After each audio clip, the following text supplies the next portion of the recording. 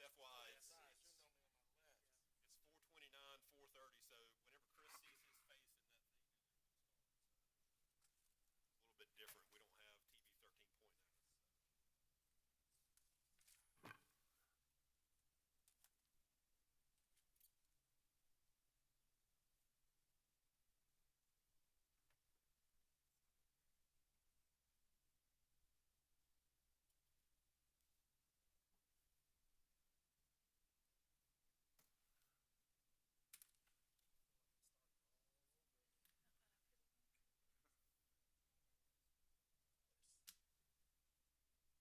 We don't have TV 13.0. I saw one back there. There was one back there on the counter, straight ahead.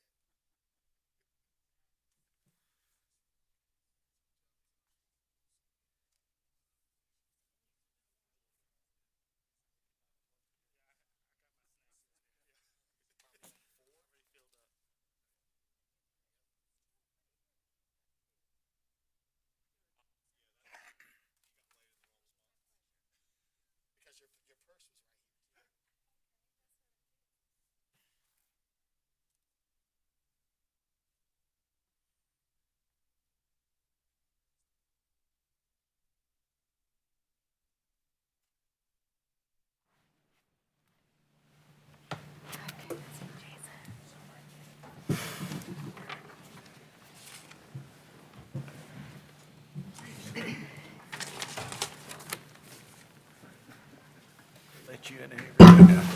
Good afternoon.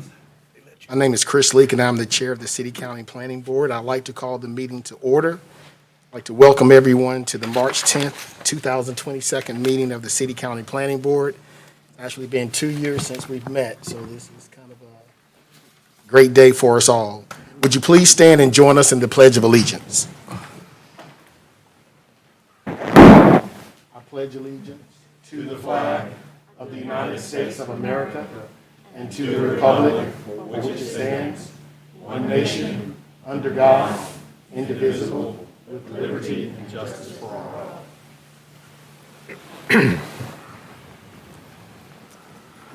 Thank you.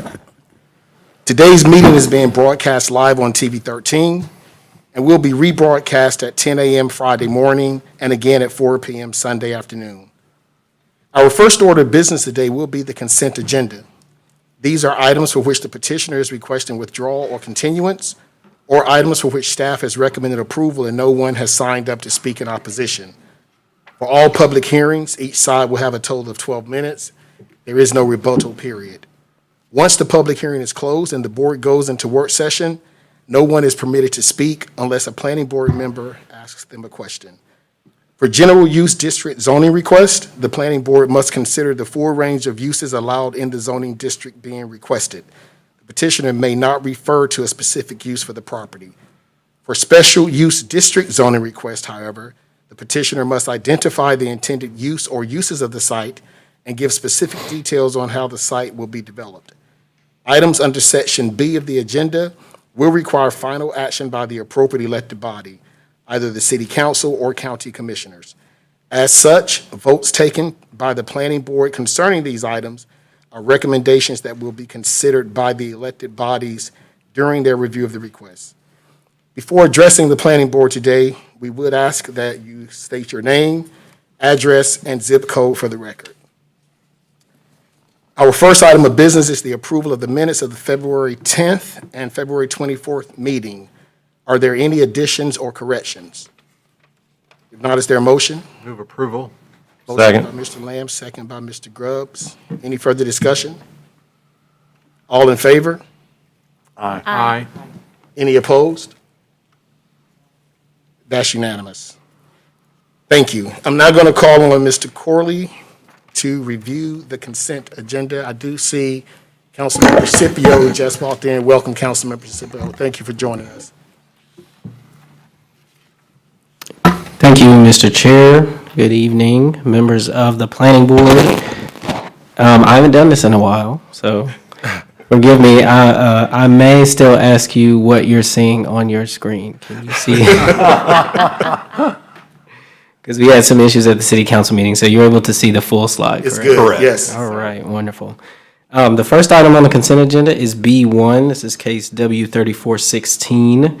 Is a request to rezone from GBS to GBS, about 2.16 acres on the north side, north of Haynesmont Boulevard, west of Oxford Station Lane, at the western terminus of Oxford Station Way, and it's highlighted on that map in yellow. This is a proposal for a 5-story hotel surrounded by surface parking. The required thoroughfare overlay plantings are shown along Interstate 40. Those plantings are to a Type 2 buffer yard standard. There is no direct frontage on Haynesmont Boulevard, but the applicant is proposing a continuation of the public access easement that is for Oxford Station Way. It will go through this property and then direct to the south, connecting to that parcel that does have direct frontage on Haynesmont Boulevard. So eventually, there would be a way to get from Haynesmont Boulevard through up here and then through the overall development. Staff recommend, oh, I'm sorry, I have another slide for you. Just a couple of conditions to highlight here. What I just mentioned, the access easement, that's what the first condition kind of points out. It just codifies that and says that they need to record that before they get a building permit. And then the other condition is for signage, and this signage condition is consistent with what was required for the residents in and the Cons Home Plus, which are on the same street. It's consistent with the area plan recommendation. This would only add the use hotel or motel to the existing GBS zoning district. Site plan is consistent or compliant with UDO requirements, so staff recommends approval of this request. Mr. Chairman, if I could just make one point of clarification, and it's on my script as far as the case number, and it was on the slideshow as 3416. I believe it is. 3516. It is 3516. Sorry. I just want to make sure we do note that for the record. We're talking about 3516. Are there any questions for Mr. Corley? Ms. Donovan? Yes, Mr. Corley. So all the other uses that are listed here in parentheses were originally part of the GBS. Yes. They're just adding hotel motel. Yes, that's correct. Okay, and is there a way to give a trip generation for this? I didn't see it in the staff report. For the hotel specifically? Yes. It should have been a part of the staff report, but we can get that number to you if it's not in there.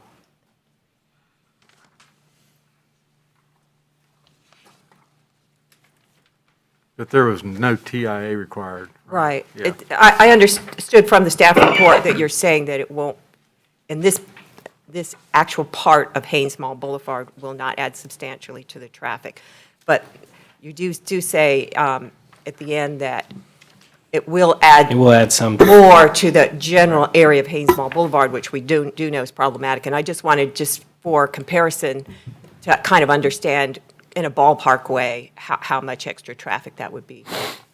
I don't have those trip generation rates at the top of my head right now, but I can work on that and get it to you. Would you want that number by the end of this meeting, or? Well, if you don't have it, you don't have it.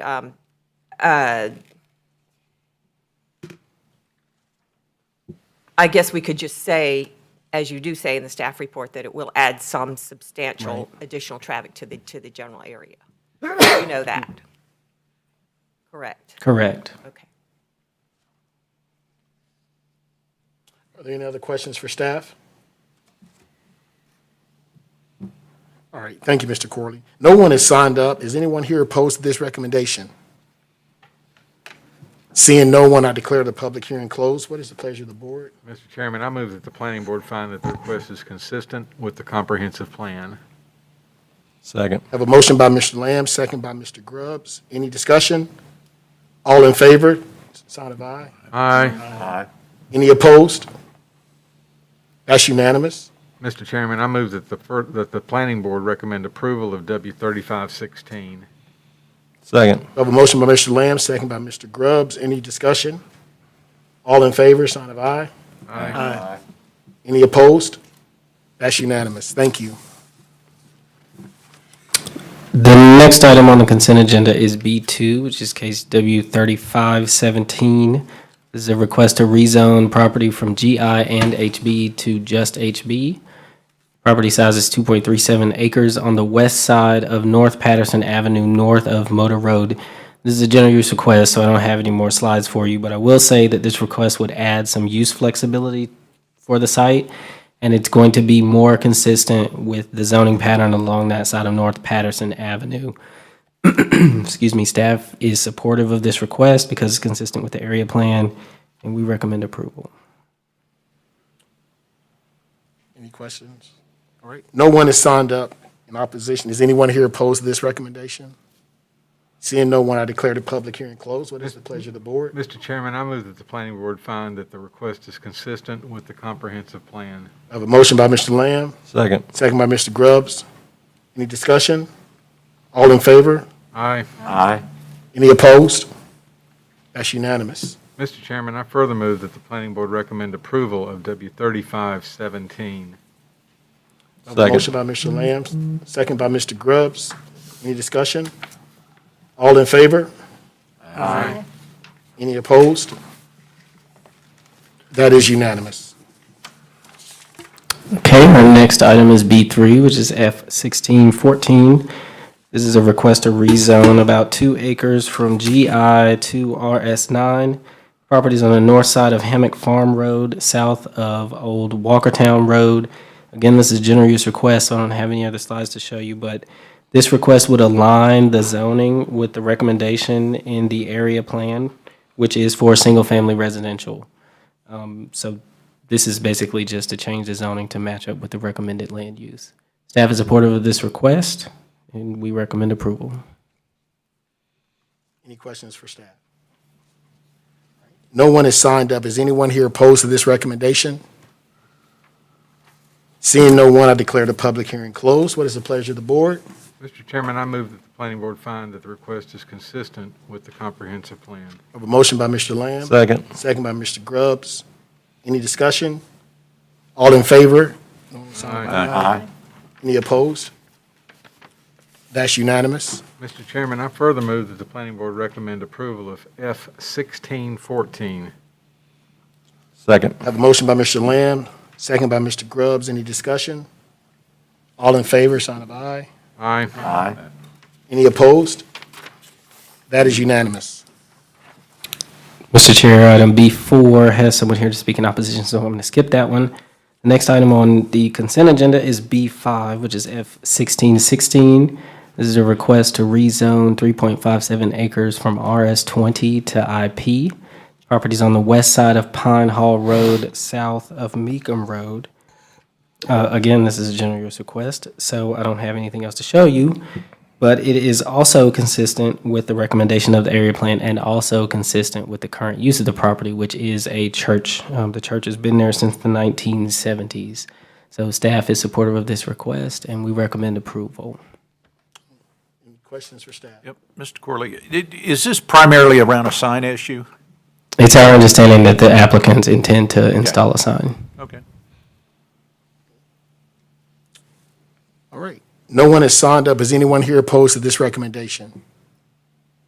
Seeing no one, I declare the public hearing closed. What is the pleasure of the board? Mr. Chairman, I move that the planning board find that the request is consistent with the comprehensive plan. Motion by Mr. Lamb. Second. Second by Mr. Grubbs. Any discussion? All in favor? Aye. Aye. Any opposed? That is unanimous. Mr. Chairman, I further move that the planning board recommend approval of F1616. Second. All right. That's motion by Mr. Lamb, second by Mr. Grubbs. Any discussion? All in favor? Sign of aye. Aye. Aye. Any opposed? That is unanimous. Thank you. Thank you. The last item on the consent agenda is item C1. This is a planning board review for a planned residential development on 41.05 acres. This one is a little interesting because some of the proposed development is actually in Walkertown's jurisdiction.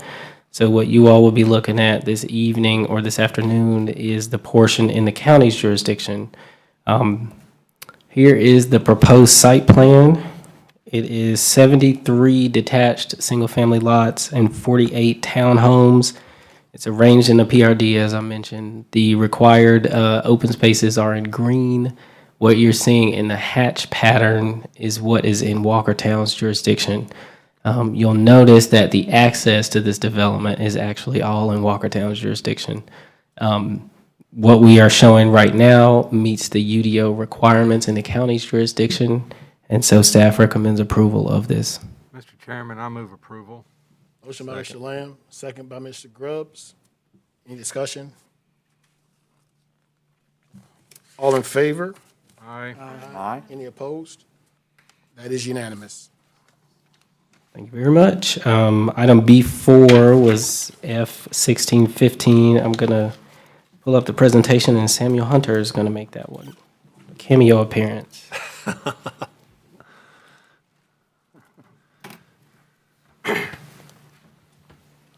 Our new Choice Neighborhoods manager. Congratulations, Samuel. Thank you. Good to see you all. Good to see you as well. Yeah. All right. This is case F1615. The petitioner is Billy Rose Robertson, Generational Skipping Family Trust, Hugh Robertson, and William Robertson. The site is 24.6 acres on the west side of South Main Street, north of Jones Road, and the request is for special use rezoning from RS9 to RM8S. This is the legacy map. As you can see, this is located in the southern portion of the county. This is the location map. Again, as you can see, it's located on the west side of South Main Street, north of Jones Road. And you can see the surrounding zoning pattern on this map as well. Here's an aerial image of the site. As you can see, it is currently undeveloped. There are no natural constraints on the site. This is looking north along South Main Street. The subject property is to the right, as you can see the rezoning sign. This is looking south along South Main Street, and the subject property is to the left. This is looking west along Jones Road. The subject property is to the right. And this is looking east along Jones Road. You can see the city vehicle on the right side. The subject property is to the left. The area plan, the South Suburban area plan, recommends single-family residential with a density of 0 to 8 units per acre. What this proposal is for a request of 4.8 units per acre, it is multifamily request. I do want to note that. But because the density is fairly low, staff is going to recommend approval for this case. Here's the proposed site plan. As you can see, all streets proposed are private streets internally. There will be garages for these multifamily units, and they propose a northbound turn lane along South Main Street and a southbound turn lane along South Main Street as well. Here are building elevations for the multifamily units. There are going to be multiple styles of the multifamily units in this development. Here's some more. Another rendition. And the last one. The South Suburban Area Plan Update recommends a mixture of housing types for different income levels, family sizes, and personal preferences. The request is proposing a density less than the recommended area plan. The request will generate less traffic than what could be expected under the present zoning. Staff recommends approval, and the site plan meets UDO requirements. Thank you. Thank you. Are there any questions for staff? Can I ask a question? Okay. Go ahead. Ms. McRae and then Mr. Bryan. Are they proposing any signage on that frontage road? Yes, they will be proposing some signage in there, and their site is not located in the site distance triangle. There are no conditions as far as sign height or the area in there. They will have to follow the sign ordinance regulations. Okay, great. So if I'm looking at this elevation, are there garages in all of these units? From my understanding, there are garages on all of these units, and they will have driveways to accommodate other parking. There is also some visitor parking on the internal private streets. I believe we have a representative from the engineering firm here to confirm any questions in regard to that as well. Not necessary for me. Yeah. Thank you. Thank you so much, Sam. Thank you. All right, looks like we do have opposition to this case, so as a reminder, each side will have 12 minutes. There will be no rebuttal period. Going with our proponent first, we have Mr. Andre Lennon. If you would. A representative for the developer here. Okay, if you could step up to the podium, please, sir, and state your name, address, and zip code for the record. That way we could hear you. Yes, I'm Andre Lennon with Civil and Environmental Consultants, the engineer for this site plan. So we're here to represent the developer on this case. All right. Address is 3701 Arco Corporate Drive, Charlotte, North Carolina, Suite 400. Okay. Is there anything you'd like to tell us about this at this time? Nothing in addition to what was shared. So we're here to answer any questions that you may have. Thank you so very much. Is there anyone here also as a proponent? All right, seeing no one, we have one opponent on here, Ms. Mary O. Bumgarner. If you could please approach the podium and also state your name, your address, and your zip code for the record.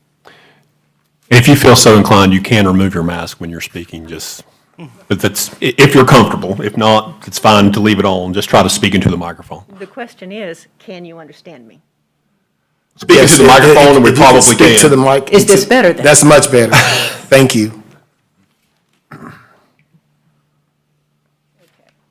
My name is Mary Bumgarner. My husband and I live at 5210 South Main Street, Winston-Salem, North Carolina, 27107, and we own our home. Okay. According to the staff, the sign indicating a request for a zoning change was posted in front of the property in question on February 23rd, and I learned of it last week. My single-family home is about 1,400 or 1,500 feet from the proposed property. Okay? So it's outside the minimum 500-foot radius that the applicant chose to use to notify surrounding property owners of the January 20th community meeting. So this is my first opportunity to speak about the proposal. I am concerned that this change in zoning will negatively affect the property values of the single-family homes in my neighborhood. This is not a wealthy neighborhood, so any decrease in property value could have a significant effect on the families. I would also like to point out an assumption in the draft report that could lead to an incorrect evaluation of the proposal's effect on the community. If you would please look at, same map.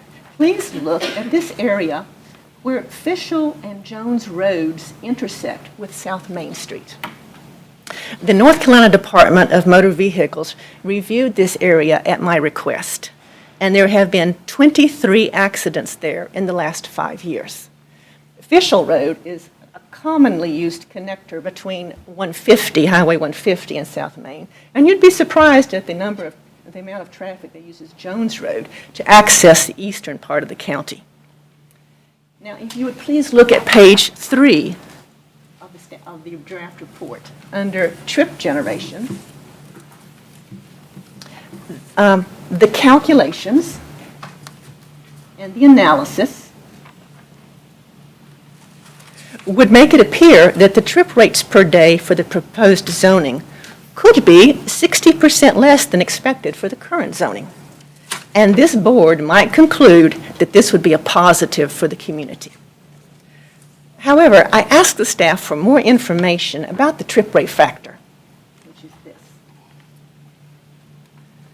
the trip rate factor used in the calculation, and I learned that they had no choice but to use the standard generic trip rate factor for the proposed usage. That factor does not take into consideration the specifics of the site. They also commented that typically such property usages are located near public transportation, and it's assumed that many trips will use such. There is no public transportation available, and every proposed unit in the drawings provided has a double-car garage. I disagree with the conclusion that the proposed change would produce fewer trips. I think it's likely that the trip rate would be very similar to that of the current zoning for single families, assuming the single family was even built at the maximum density. So, the applicant is asking the community to accept a change which could hurt the owner's property values and leave us with nothing positive in return. However, I believe there's a compromise. This property is surrounded by the city of Winston-Salem, but itself is designated as unincorporated. If the property became part of the city, then the tax base would be increased, which could help the community financially, perhaps offsetting some of the loss in property value. If the applicant wants the community to accept a change, if the applicant wishes to be included in the community, then the applicant needs to become a part of the community, both enjoying the benefits and accepting the responsibilities. I respectfully request that if you recommend approval of the change in zoning, that you add the requirement that the property owners request and receive annexation to the city of Winston-Salem prior to beginning the new zoning use of the property. I believe this is a reasonable request. I believe it is a fair request. Thank you. Can I ask a question, Mr. Chairman? Yes. Can you elaborate on your point that the tax base would be increased by annexation? Well, if there are more people, by annexation, if you have more people living inside the city of Winston-Salem, then the cost to operate the city is spread over more people. But if this remains in Forsyth County, then those people are not added to the city's tax base. So in other words, I might lose value on my property, but each year I may not see an increase in property taxes because now there's more people to help carry the load. But the city wouldn't be providing services to that particular area if it's not annexed, correct? So if it remains in the county, the city of Winston-Salem is not providing police protection, fire protection, garbage service, all of the services they're required to provide Those to city residents. Perhaps those specific services, but a city, I think, provides much more than just those specific services. Okay, thank you. Thank you. Any other questions for Ms. Baumgartner? Thank you so very much, Ms. Baumgartner. Mr. Chairman, if I could, just before you begin discussion and deliberation, I would just remind this board that we are a city-county planning board, and we represent both the city and the county. There was a time years ago when annexation sometimes was a condition of approval related to a zoning approval. The county does not look favorable upon such. As this board is a city-county entity, and items that come here go both to the city and the county, and it's the belief of the county commissioners that annexation shouldn't be dictated unless it's dependent upon the project. We have some instances where you have some connections and other things that are going to be connecting to city streets on two ends, and the only way those streets can be maintained to be public is if the property is annexed, and we have had some of those instances. But in this case, we're looking at private streets within the county hooking to NCDOT streets, so there's not a compelling reason to have that as a condition of approval. And again, I think the county would look unfavorably upon such. So I just wanted to throw that out as a discussion topic. Thank you. Could I? Yes, Mr. Brown. Mr. Murphy, could you maybe address the person that just talked about what recourse there is to deal with Fishel Road and the problems that they may see, because we run across this often. We're trying to encourage development. Development comes out, there's more traffic with it. It needs to be solved, but. Yeah, and I don't think there's an easy solution. I believe that Ms. Bumgarner is right. I believe it has been studied. I believe that probably the best option would be to realign those roads, but as with anything else, it's a cost factor. It's, it would probably have to be in the local transportation improvement program, and then it would have to rise to a level that it was seen as an important project. And again, I think it would be important for the area, but when you look at the transportation things kind of regionally and holistically, it probably wouldn't rise to the level of being a project that would be on the transportation improvement plan. That's something where a lot of times the county has money in buckets for intersectional improvements. But, whenever you're looking at having to acquire right-of-way and those kind of things, that becomes cost prohibitive for some of those buckets. I mean, I do travel that way frequently, and I know that offset can be very difficult certain times of the day. Think morning and afternoon rush hours. So, again, I think it's something that we can probably send that information on to Winston-Salem DOT from an MPO standpoint, just to let them know, again, we have this concern. We're going to have another 117, 18 units out here that's going to be, potentially adding to the issue at the intersection. But whenever you look at the road segments as a whole and the intersection as a whole, it's not failing, and there's not anything really that would be probably anything to hang your hat on as far as a recommendation for denial. If you look at the total number of units, it's comparable. You had 118, I think, single family, and I think that's what they're requesting. 119 under existing zoning would be allowed. It says 118. I think they may have lost a unit. It may be down to 117. But even if you look at it under the trip generation rate of single family, you're still going to come up with the same number of units that could be done under the existing zoning. The other thing I would say in defense of the zoning itself is that the developer originally had proposed RM5S. The issue with RM5 is in our ordinance. It prohibits having more than 4 attached units. And I believe they have some 6 and 7 unit attached product out there, so they had to go to a zoning district that was more intense so that they could get the layout that they wanted. So the density is comparable. The RM5 number, the RM5 unit count and the RS, it's exactly the same. That was a long rambling answer, but to answer your question, I believe we can pass the information along to Winston-Salem DOT and the MPO to have that as something to be cognizant of. Thank you. Good, Mr. Bryant? All right, perfect. Are there any other comments or questions?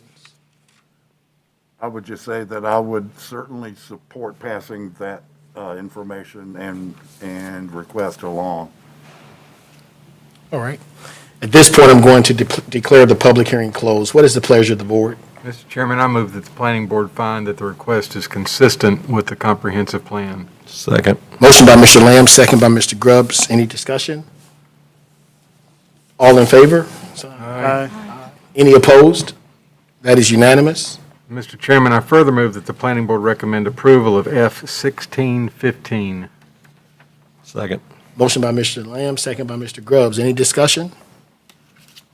All those in favor, sign of aye. Aye. Any opposed? That is unanimous. Thank you. All right, next on our agenda, we have the staff report.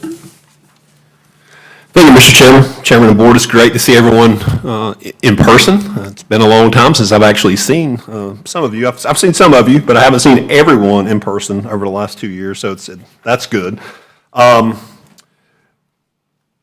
As far as staff report, I don't have a lot. I'll first of all turn to Kirk, who look at work session, and similar to last month, we're kind of waiting on a couple items, but I'll turn to Kirk. It may be that we cancel work session, but we'll kind of see over the next week. You need to push your button, yeah. It's mixed up for this one compared to the other one, but first of all, good to see you all in person again, and thank you, Chris. I do have a little more information since Chris and I spoke earlier. The one item that I was expecting would be potentially going to work session is going to need some more time to cook. So as of this point, unless we have something urgent that the board wishes to discuss, it may be we cancel the work session in March. And at this point, we don't really, the one person we have hanging out there that we still need to have come is Winston-Salem Housing Authority. But I don't know how successful we'll be in booking them between now and then. So it may be, if the board so chooses, you may just choose to cancel that today if that's what you want to do. Is everyone fine with that? Okay, good with that. All right, so be it. Mr. Chairman, Board, the next item I have on the staff report is to turn to Desmond Corley and give you a preview of your April caseload, which will be a little bit heavier than today. Yes, there are 8 rezone petitions for April. I know I can't keep people from submitting their applications. And 4 planning board reviews, so those don't have public hearings. I don't recall exactly how many of those requests are special use requests, but we'll have at least 12 items on the agenda next month. Mr. Chairman, Wood, the last thing that I had is just a general reminder. It's not anything specifically related, but just remember that this coming weekend is daylight savings time, so spring forward, just a little PSA. So looking forward to having a little more daylight at the end of the day when I get home, so. Are we open to moving back to the Arnold King Room in April? Is that a possibility? I didn't come prepared to swim like a goldfish. I'd love to. I believe, Get out of the tank. I believe probably the preference at this point is to let's stay here at least through May. We have a conflict with June because the council has the meeting reserved for a potential citizen budget workshop. Sometimes they have that, sometimes they end up canceling it, but that is scheduled for the date of your June meeting. So what we decided we would do is we would go ahead, we reserved it for the whole year, knowing that June was going to be a stumbling block. So what we said is when we got to early May, probably the time we have the meeting in May, we'll make a determination as to what we do in June and going forward. So like I said, I believe the city's preference right now is for us to meet in here, and I would prefer, and I know that Tara would prefer, to be back over so we don't have to lug stuff across the street. But let's at least wait through May. Yeah, between the glass and me not knowing when to vote, because I can't wait for Walter to vote to know that it's my turn. It's thrown me all off. You know? I kept looking at Walter, waiting to see if he was going to vote before I raised my hand. You were on a roll, so I didn't want to disrupt. Would we also do work session here? Work session at this point, we planned on doing it here, correct. Okay. And again, it's a little more spread out, even though I don't necessarily know that the germ is not going to come over and around and under. Again, this is the setup that we have.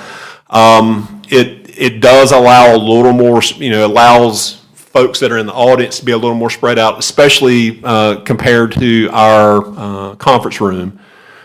So I think at this point, I think the plan would be to have everything here at least through May, but you've already canceled March work session, so that's one less we have to do, so. Well, considering we have not done this in 2 years, I don't think we had any major bloopers today, so that's good since it was on live TV. The other thing, just to keep in mind, I know Mr. Grubbs did inquire about citizen participation as far as how they can continue to access the planning board meetings now that we're no longer meeting remotely. Please keep that in mind. And I was hoping I would have a better answer coming off a city council meeting this past Monday night, because they had it hybrid where folks could participate remotely, but no one did. Okay. So I don't really have any, I was hoping that they would kind of like, take it out for a test spin and see how it worked before we tried to offer it. And we'll see what happens with their mid-month meeting and their meeting in April. And again, if we see it's something that we think is manageable, then we'll push that out on social media and have it available for the April meeting. But again, I think we're still kind of taking a wait-and-see approach. We don't want to be necessarily the guinea pigs. And one of the reasons why that's an issue is I was explaining to someone earlier, like kind of the way the county had done their hybrid of being in person and remote. It's clunky for the person at home because you can't see it real time. So, like whenever I'm at home presenting to the commissioners, back whenever we were doing it remotely, they could see me and they could see my presentation and they could hear me, but I could hear them, but I could not see them. And if I tried to watch it on my iPad or my laptop while I was doing my presentation on the other one, there was like a 25 to 30 second delay. It's just like, it gets real weird trying to figure out. So with that being said, I'm hoping that with the council, we'll see how it works with them over their next two meetings, and we'll figure out if it's something that we think we can offer. Okay. Mr. Grubbs, any comment on that? I would continue to urge us to, that may be one of the few positives that comes out of the whole COVID experience is new ways of doing things that may open us up to folks that haven't been able to participate in the past. So. Duly noted, and again, I agree, and like I said, I want us to do it, but I just don't want to like be first out of the gate and it not work, and I mean, again, not that I'm scared to try things, but I would hate to tell someone that they could participate remotely and then they have something that they really want to say and we can't make it happen, and then we're kind of left with, do we continue the case? So again, there's some issues if we offered it and we don't know how it's going to work. I'll just add for a dose of brevity that due to my being out of the country for the April meeting, the advantage that you will all enjoy is I won't be able to participate by Zoom and run the meeting on with questions. So that's a question, Chris. I will also be out of the country for that April. Is there a way to vote prior to, because there are so many cases? Can you send me an email? Because what I have to do, if you're going to do it, and it's my understanding, and again, I think we're fine right now because we're still under the declared state of emergency. Once we're not under that, it's my understanding, unless they change state law, that it's only instances of illness and care of someone else that you can participate remotely. The reason why I need that email is I need to be able to send it to Jerry and Angela. You can do it, but we have to advertise it a certain way, and I just want to make sure that if that's going to be the case, that we advertise it correctly, and then we'll have to figure out how it works. I have by no means offering to be in person while abroad, but I can pre-vote on cases if. Yeah, and I don't think that's possible. I think you would have to be a participant in the meeting to do it. You couldn't vote ahead of time because you wouldn't have privilege, you wouldn't have the information that was presented. Yeah. So it's not anything, I mean, if you were going to participate from abroad, we could do it, but we'd have to advertise it a certain way. If you're not going to participate, you can't vote without participating. Got it. Okay. All right, just as a reminder, Thursday, Planning Board, we have a calendar or something on the calendar for Thursday, so please reference your calendar. Is there anything, again, Councilmember Scipio, thank you for joining us again today. Anything else for the good of the order? We'll have our motion to adjourn. Is there a second? Second. All right, everyone have a great evening. Thank you. Thank you.